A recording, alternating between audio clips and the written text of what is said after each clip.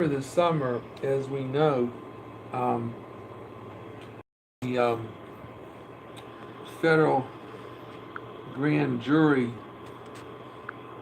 in Pennsylvania met um, for a long time, and they were checking into the churches around Pennsylvania, Pittsburgh, Philadelphia, and they found that there were 301 priests in Pennsylvania that had molested more than 1,000 children over 7 decades, and that church leaders had cut for the offenders. And the way they did this, generally, they were moving these priests around, and some of them were up here, they moved them down there, and they moved them to a different church in a different area, and it was hard to keep up with them. And so far, actually, there have been a few settlements, money settlements, to some of the people that were molested by the church, but I haven't seen anything involving criminal violations. But as you know, if you go before a grand jury, especially in Pennsylvania, Pittsburgh, or Philadelphia, and this went on for a long time, you're going to have some criminal things that are coming out.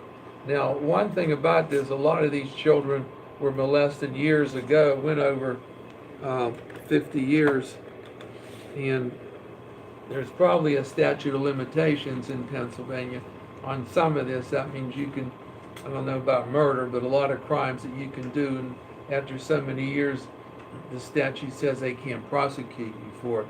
And I don't know what it is on this molesting these children in the schools, but there are a lot of things, and I haven't seen nothing yet regarding any kind of criminal violations. Naturally, they're talking about moving priests around, and they made a settlement on a couple cases. I think one was out in California somewhere, several $1 million, and another one several million, and that was for more than one child, 5 or 6 children together. But there's never been any mention about criminal violations. And let's talk about something. Like, first of all, taking children across state lines for illicit purposes. Send sexual images or messages via phone. And a lot of these priests had cell phones, things like that. Instruct anyone not to contact the police.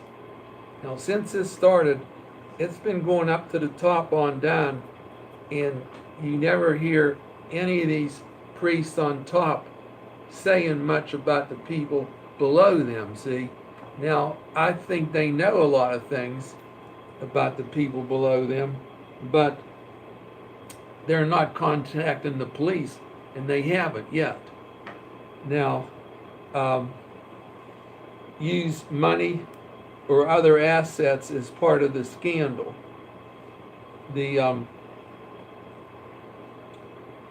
So those things now, if you go before a federal grand jury and you do one of those, they can arrest you, and you're going to go to trial, and you can go to federal court.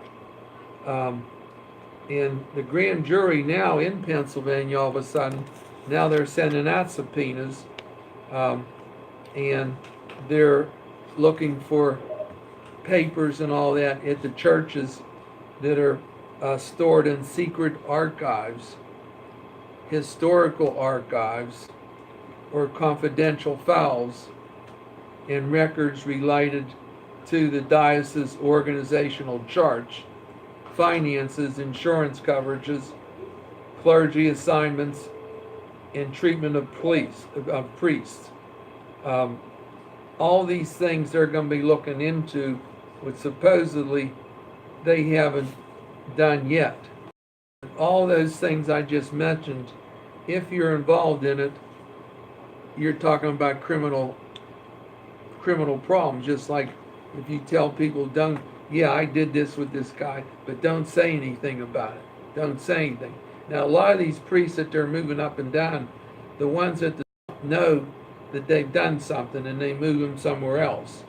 A couple of them have been removed from being a priest, but very, very few and very, very little. Now,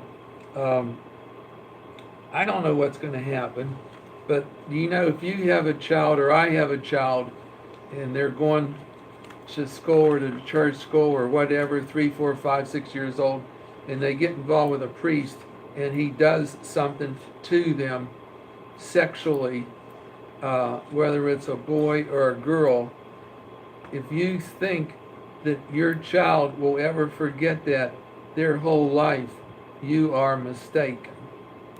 They might not remember the exact look of the face of the person, but they will never forget that their whole life. Now, so far, nobody that's done anything, these 1,000 cases, nobody's been prosecuted. Nobody. And some of them I know have to be more recent to where they could be, and the statute has not run on criminal cases like they do on some cases. Like if you steal something in a drugstore, that's after so many years they can't prosecute you. But I have to say this, if you have a child and the child has been molested by a priest sexually, either a boy or girl, if you think that child will ever forget that the rest of his life, you are wrong. And I can tell you that from experience. You are wrong. He will always remember what happened. He'll remember that day. And naturally, if some of these priests are staying after them on a basis of trying to do more and more things over a long period of time, they're gonna remember all that. Now, I don't know what it does to later in years, but I don't think you want that. And I don't think you want to find out. Now, maybe some of these people will be gay, maybe they won't. I don't know. I'm not in that medical field. But I do know what that priest does to that boy, 3, 4, 5, 6 years old, that day, that night at the church. That boy will never forget that the rest of his life. I'm talking about when that boy is 50, 60, 70. He will remember that the priest did to him. And how it'll affect the rest of his life, I don't know. I think it works differently on different people. And the same thing was with little girls. I mean, is that what you want, though, to have done to your children? And this has been out now, this report from the jury in Pennsylvania has been out several months. I haven't seen one criminal indictment on nobody. Not one. And they say, well, there are 1,000 cases. Children under over 7 decades, and it says the church leaders have covered up for the offenders. That means they're trying to protect all the priests. One guy's trying to protect another one, but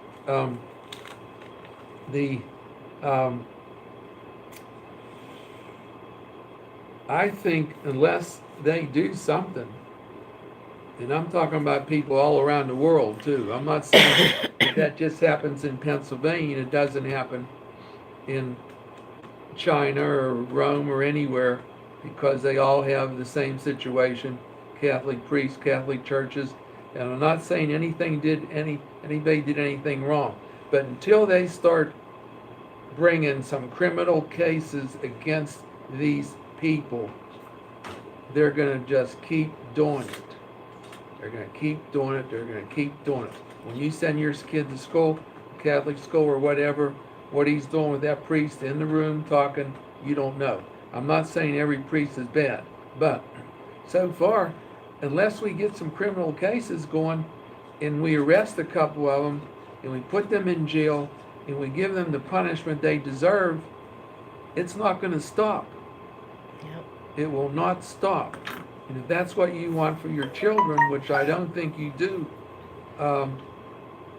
you'll do something. In fact, you want to go to your solicitor, you want to go to the grand jury, you want to go to the federal court in your area, especially things that you heard of over the years, and you tell them what you heard of, who did what, and let's see what happens. But these people have to be prosecuted, and it has to be quick. The longer it waits, there are more and more people that they're getting involved. Thank you. All right.